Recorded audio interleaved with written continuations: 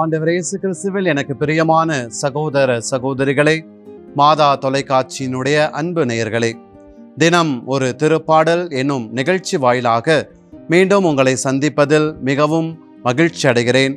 கடவுளுக்கு எனது நன்றியை தெரிவித்துக் கொள்கிறேன். இன்றைய நாளிலே புனிதர்களான சிப்ரியான், கொர்னேலியு ஆயர்களுடைய திருநாளை கொண்டாடுகின்றோம். இந்த திருநாளிலே நமது வார்த்தை வழிபாட்டின்படி நமக்கு திருப்பாடலாக நமக்கு சிந்தனையாக கொடுக்கப்பட்டிருக்கின்ற திருப்பாடல் 101வது திருப்பாடல்.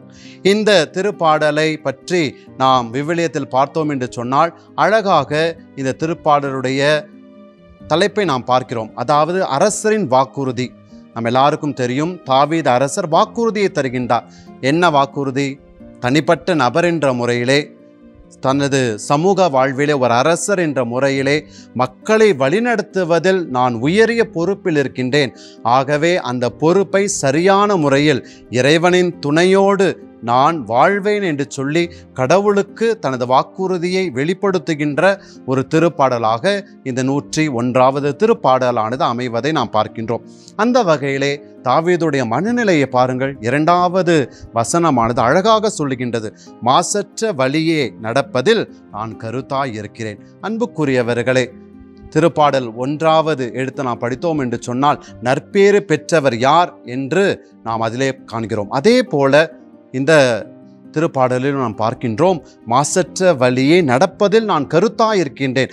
அதாவது அரசர் என்ற முறையிலே அரசன் எவ்வழியோ அவ்வழியே மக்கள் என்று சொல்வார்கள். அந்த வகையிலே கடவுளால் திருப்பொழிவு செய்யப்பட்ட அரசராகிய நான் பிறருக்கு எடுத்துக்காட்டாக இருப்பேன் என்று சொல்லி அந்த எடுத்துக்காட்டு வாழ்வை வாழ்வதில் நான் எப்போதும் பிறழமாட்டேன் என்று சொல்லி தனது மாசற்ற வழியை பாருங்கள் எந்தெந்த வகைகளிலெல்லாம் அவர் நிலைப்படுத்துகிறார் என்பதை பின்வரும் வசனங்களிலே அவர் சொல்வதை பார்க்கின்றோம். முதலாவதாக, இழிவான எதையும் என் கண்முன் வைக்க மாட்டேன். பாருங்கள் எந்த அளவிற்கு தனது பார்வையை சுத்தமாக வைத்திருப்பவராக தாவீது அரசர் இருக்கின்றார். 2வதாக, நெறி தவறியவரின் செயலை நான் வெறுக்கின்றேன், தீயவை செய்பவர்களை நான் வெறுக்கின்றேன் என்று சொல்லி அவர் மாசற்ற வழியில் நடப்போராக இருக்கின்றார். 3வதாக, வஞ்சக நெஞ்சம் எனக்கு இல்லை, அது எனக்கு மிகவும் தொலைவில் இருக்கிறது என்று சொல்லி நான் யாருக்கும் அரசனாக இருந்தாலும் நான் தந்திரத்தாலோ வஞ்சத்தாலோ நான் பிறரை காயப்படுத்த மாட்டேன். மாறாக கடவுளிடம் மட்டுமே நான் அவர்களை ஒப்பு கொடுத்து அவர்களை நான் ஆண்டவர் பக்கம் கொண்டு வருவேன் என்று சொல்லி நான் வஞ்சக நெஞ்சம் கொண்டவனாக இருக்க மாட்டேன் என்று சொல்கின்றார். மீண்டுமாக, தமக்கு அடுத்திருப்பவரை மறைவாக பழிப்போரை நான் ஒழிப்பேன் என்று சொல்லி அடுத்திருப்பவர்களை அன்பு செய்யவே நாம் அழைக்கப்பட்டிருக்கிறோம் என்பதை என் வாழ்வில் நான் வாழ்ந்து பிறரையும் நான் வாழ்வதற்கு முயற்சி செய்வேன் என்று சொல்லி தன்னுடைய வாழ்வில் எந்த ஒரு காரணத்தை முன்னிட்டும் கடவுளுடைய நெறியை பிறழாமல் தன்னுடைய வாழ்க்கையில் பின்பற்ற எப்பொழுதும் கடவுளுடைய ஆவியாரால் வழிநடத்தப்படுகின்ற ஒரு அரசருக்குரிய மாண்போடு நான் வாழ்வேன். நான் வாழ்வதன் மூலமாக என்னுடைய வாழ்க்கை பிறருக்கு எடுத்துக்காட்டாக அமையட்டும் என்று சொல்லி தாவீது அரசர் கடவுள் முன்னிலையில் ஒரு வாக்குறுதி தந்த திருப்பாடலை நாம் வாசிக்கின்றோம். மீண்டுமாக பாருங்கள், 7வது வசனம் அழகாக சொல்லுகின்றது, வஞ்சனை செய்வோருக்கு என் மாளிகையில் இடமில்லை. அதாவது இந்த வசனம் நமக்கு கொடுக்கின்ற சிந்தனை என்ன? தீமை, தீங்கு எதற்கும் நான் உட்பட மாட்டேன். அன்புக்குரியவர்களே, திருத்தூதர் பணிகளை நாம் அழகாக வாசிக்கின்றோம். இரத்தின சுருக்கமாக இயேசுவின் வாழ்வு சொல்லப்படுகின்றது. ஆண்டவர் இயேசு சென்ற இடமெல்லாம் நன்மை செய்தார். அப்படிப்பட்ட ஒரு மனநிலையை தாவீது கொண்டிருப்பதை பார்க்கின்றோம்.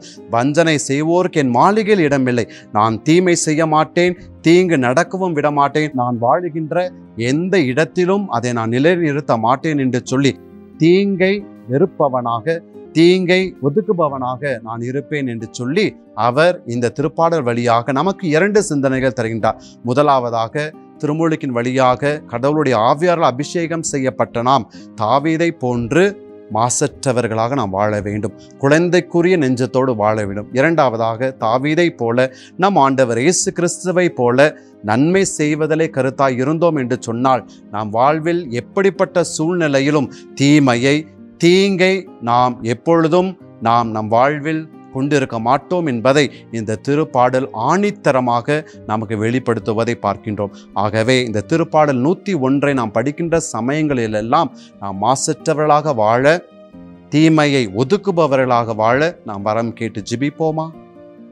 எங்களை எந்நாளும் அன்பு செய்யும் இறைவனை, தர்மியான வேலைக்காக நாங்கள் உம்மை போற்றி புகழ்கின்றோம். திருப்பாடல் 101 எங்களுக்கு கொடுக்கின்ற அழைப்பின் பெயரிலே தாவீதுக்குரிய மனநிலையோடு நாங்கள் வாழ அழைக்கப்பட்டிருக்கின்றோம். அவர் கொண்டிருந்த மனநிலையை, அதாவது எப்பொழுதும் என்ன நேர்ந்தாலும் நான் மாசற்ற வழியில் வாழ்வேன் என்ற ஒரு அருமையான கருத்தையும், சூழ்நிலையிலும் நான் தீங்கை என் வாழ்வில் கொண்டிருக்க மாட்டேன் என்ற அந்த உயரிய மனப்பாங்கையும் எங்களுக்கு இந்த நாளிலே இந்த திருப்பாடல் வழியாக எங்களுக்கு தந்தரள வேண்டுமென்று எங்கள் ஆண்டவராகிய கிறிஸ்து வழியாக உம்மை மன்றாடுகின்றோம். ஆமென்.